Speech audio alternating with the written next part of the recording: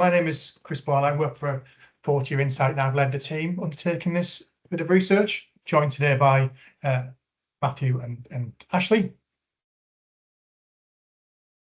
Just a little bit around this research, conducted between kind of March and June this year. And the research aimed to develop a detailed understanding of the early retirement cohorts within York and North Yorkshire in terms of who they are, why they left work, how they experience retirement, and what, if anything, might draw them towards re-engagement or contribution. The research also aimed to explore the lived experience and motivations behind retirement, understand the barriers and enablers to returning to work and other forms of meaningful activity, and identify sub-cohorts within the early retirement population with different needs and attitudes, and importantly, kind of generate insight to support the combined authority in designing future interventions, services, and engagement strategies. Methodology was fairly straightforward. Two key elements of the work. The first strand was in-depth interviews. So we recruited participants from a range of different places, one-to-one interviews, largely kind of in person. And then we also held kind of focus groups and then a drop-in session as well that really kind of explored in more detail around kind of service design, asking participants to respond to and test ideas about how support for early retirees might be structured and delivered. This presentation is in three key bits. The first section covers the key findings from the participant interviews. Then we move on to the focus groups and the drop-in, and then finally the recommendations. A real diverse range of people who engaged with us from a range of different occupational backgrounds. Largest groups were healthcare and NHS. There were 7 participants, and then other kind of wider kind of management professional roles, retail and service, military emergency services, industrial manual, education, childcare, office administrative, travel, entertainment, and other were also represented. So a real kind of variation of people from different backgrounds. In terms of the retirement pathway, just under half of the participants retired in a planned way, while 38% described their retirement as unexpected. 7 described it as mixed or gradual. Several participants who described their retirement as financially planned noted that the precise timing was not fixed in advance. They prepared financially over time and reached a point where retirement became a viable and deliberate choice. In terms of pathways to retirement, the most common reason for retiring early was reaching a point of financial security, or that making that deliberate lifestyle choice. Health and physical issues were also common, with about a quarter of the people interviewed, followed by work pressures and burnout. We did kind of look at a number of different kind of subgroups, and within the financial and lifestyle group, a recurring theme was the combination of financial readiness with a positive push away from work. Several participants described growing disillusionment with workplace culture, particularly in the aftermath of COVID, and that was mentioned a number of times, alongside a heightened awareness of mortality that sharpened their sense of how they want to spend their time. Life since retiring, the majority of participants, 62%, described life since retiring positively. Many expressed surprise at how quickly retirement fills with activity. 1 in 6, 17% described it negatively, and 21% mixed experience. Those who retired unexpectedly due to health are most likely to describe retirement negatively. And freedom and flexibility in pursuing hobbies were the most valued aspects of retirement. Main challenges faced, the real kind of variation is obviously kind of relates to the reason why people retired, were financial pressures, social isolation, and the loss of professional identity and purposes. In terms of the attitude to returning to work, it's interesting that half of participants were willing to engage in some form of contribution, whether paid work or volunteering, but most will only do so on their own terms.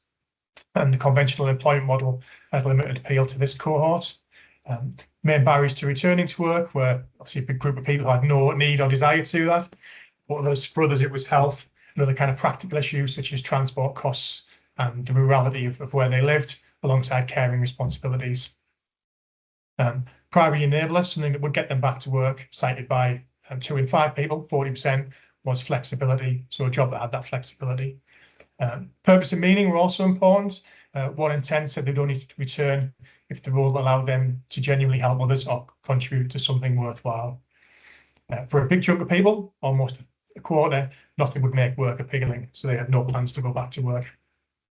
As mentioned previously, a number of participants highlighted volunteering as potentially providing greater purpose, social contact and routine without the obligations of employment, so that was relevant to them. Awareness and views on support services. So we asked a question around the kind of awareness, and in total, 7 in 10, 72% were unaware of any services or support available for early retirees or those considering return to work.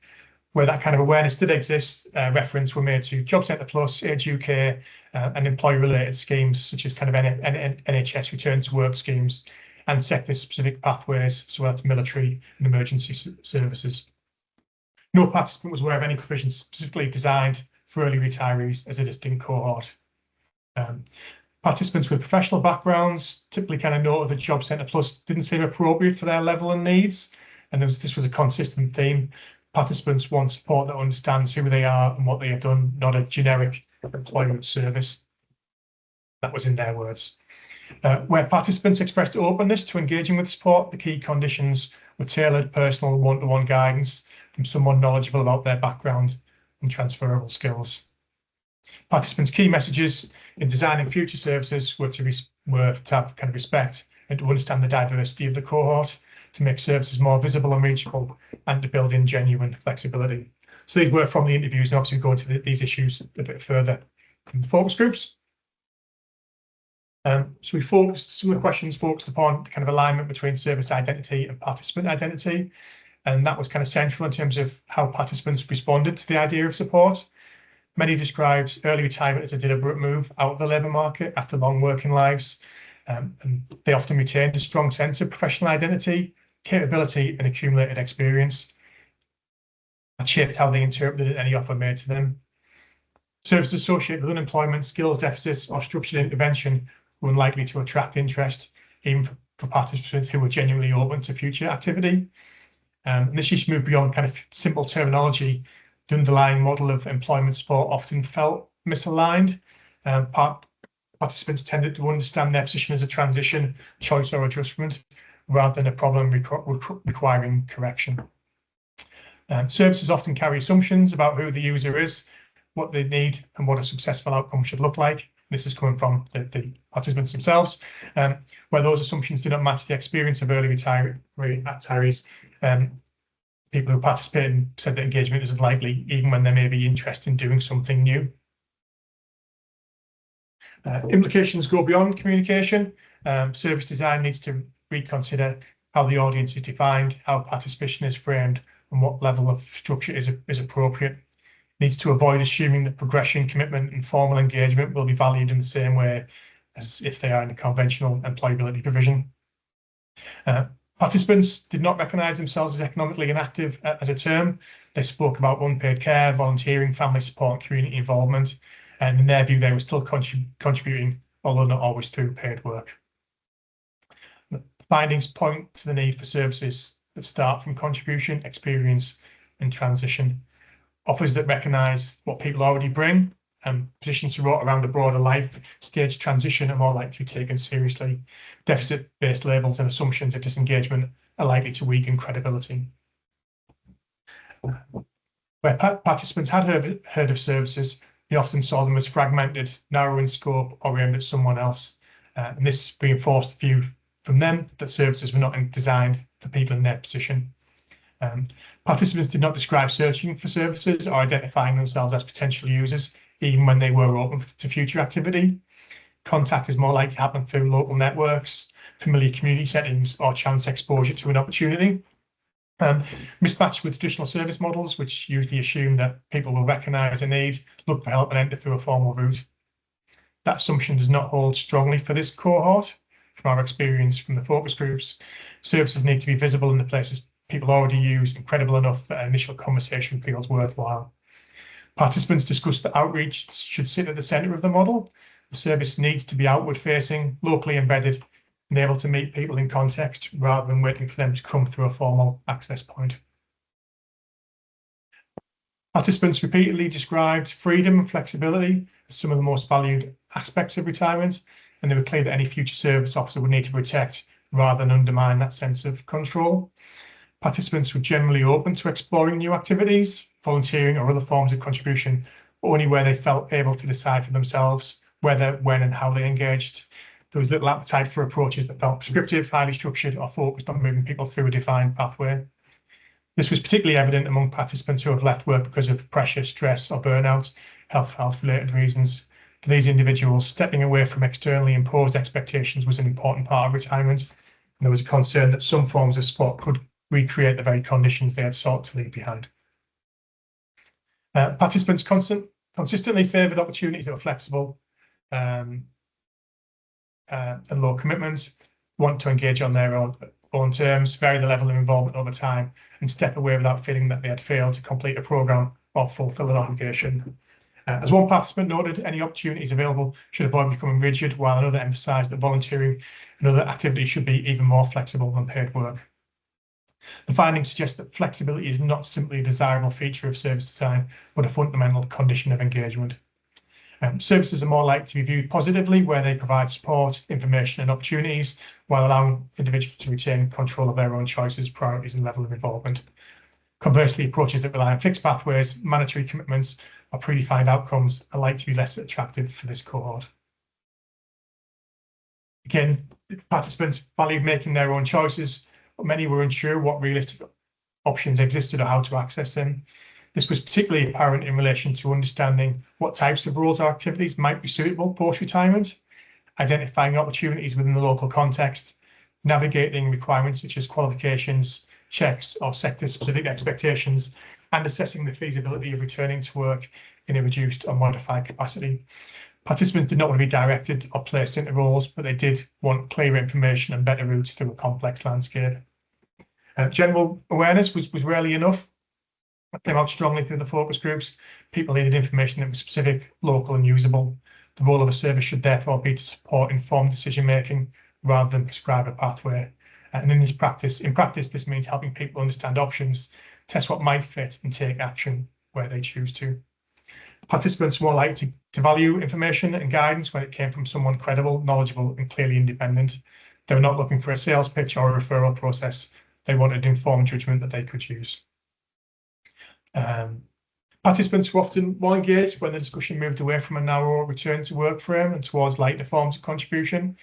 Interest in employment varied and was often cautious, and there was more consistent openness to sharing experience, supporting others and staying connected to community life. And this reflects a different understanding of participation at this stage of life. For many participants, the issue was not whether they wanted to be active, or what sort of activity felt worthwhile. Paid work was often associated with stress, responsibility, or loss of work-life balance. At the same time, people still wanted purpose, usefulness, and opportunities to contribute in ways that fitted around retirement. Informal and flexible contribution models were therefore more compelling. Participants could see value in sharing knowledge or experience, particularly where this could happen on an occasion or an ad hoc basis. The appeal was that it did not require them to give up control over their time or take on the expectations attached to formal roles. Boundaries matter. Opportunities in the workplace, voluntary or paid, that look or feel like employment with fixed commitments, formal responsibility or ongoing expectations are most less likely to appeal. Engagement needs to be flexible, reversible and easy to scale up or down without creating pressure. Volunteering has a role, but it should not be treated as a simple substitute for paid work. Participants raised concerns about unpaid roles being used to fill gaps that should be paid posts, as well as uncertainty about expectations and responsibilities. Volunteering opportunities therefore need to be clearly defined, proportionate and aligned with what people are willing to give. Participation needs to be understood as a spectrum ranging from low-level engagement to more consistent involvement. Paid involvement may be relevant for some, but it should not be the only measure of success. For this cohort, meaningful activity may include contribution, connection, confidence, learning, or purposeful use of experience. A service model that recognises this wider range is more likely to reflect how participants describe value in their own lives. Trust, tone and experience were important, and the way that service is delivered matters as much as the offer itself. That came out quite strongly through the research. Participants returned repeatedly to the importance of the person they will be speaking to In many cases, this was described as the factor most likely to determine whether they would continue to engage. Participants were open to engaging where they felt listened to, understood and not judged. They were also clear about what would discourage them, and that included a perceived lack of understanding of retirement or later life transitions, assumptions about capability or need based on age, overly scripted or process-driven interactions, and a focus on targets or outcomes rather than individual needs. This means service quality will not be judged only by the range of activities available. Participants are also assessing whether the service recognises their identity, respects their autonomy, and responds to them as individuals rather than as a category. And that places considerable weight on staff. Capability and delivery culture, even a well-designed model, could struggle if interactions felt scripted, target-driven, or poorly attuned to the realities of early retirement. Place also shaped how participants thought about engagement. So local familiar settings were consistently preferred because they felt part of everyday life rather than formal service use. This matters practically, but also psychologically. People are more likely to have an initial conversation in a setting where they already feel comfortable. That came out really strongly through the research. In rural and coastal areas in particular, access was also shaped by the geography, transport, and the strength of local networks. Models that depend on centralised venues or digital contact alone are unlikely to reach all part of the early retired cohort. Visibility is also equally important. Participants are likely to search for services if they do not see themselves as the intended audience. They're more likely to notice opportunities through existing routines, trusted local contacts, and community networks. In terms of implications for service design, services need to move beyond assumptions based on employment status and reflect early retirement as a self-defined transition. Engagement should be built around autonomy with flexible non-linear routes that allow people to participate on their own terms. Any service should help people make informed choices rather than move them towards predefined outcomes. Delivery needs to be relational with trust, respect, and good judgment built into the way staff work with participants. Any service needs to be visible and locally embedded because engagement is shaped by place as much as by need. In terms of kind of recommendations, the next set of slides just go into a bit of detail on the key kind of recommendations that really kind of flow from the research we've undertaken so far. So establish a distinct service model for early retirees. So the bullet points there, I think, reflect kind of the earlier descriptions and the research. It's about designing a proactive outreach service rather than kind of passive for access. I'm not going to go through every single slide on the screen there. We can see that. In terms of recommendations for services, you need to kind of build flexibility into all aspects of service design. In terms of recommendation 4, that's about prioritising personalised relationship-based support. Recommendation 5 is expand the definition of participation and success.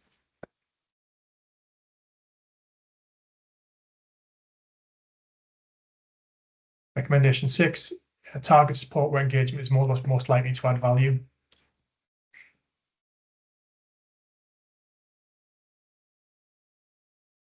Recommendation 7, provide a navigation and brokerage function.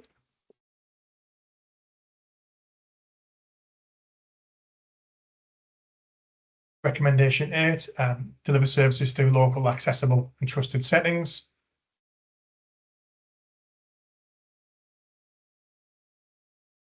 Recommendation 9, offer a module participant-led engagement model.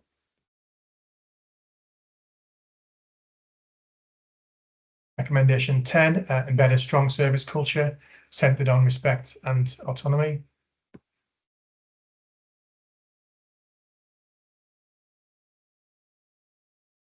Recommendation 11, embed ongoing co-design and participant involvement.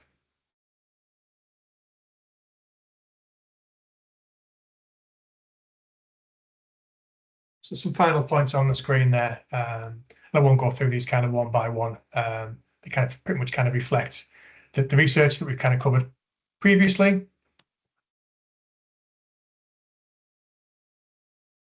Last slide, yeah. Thanks so much for listening.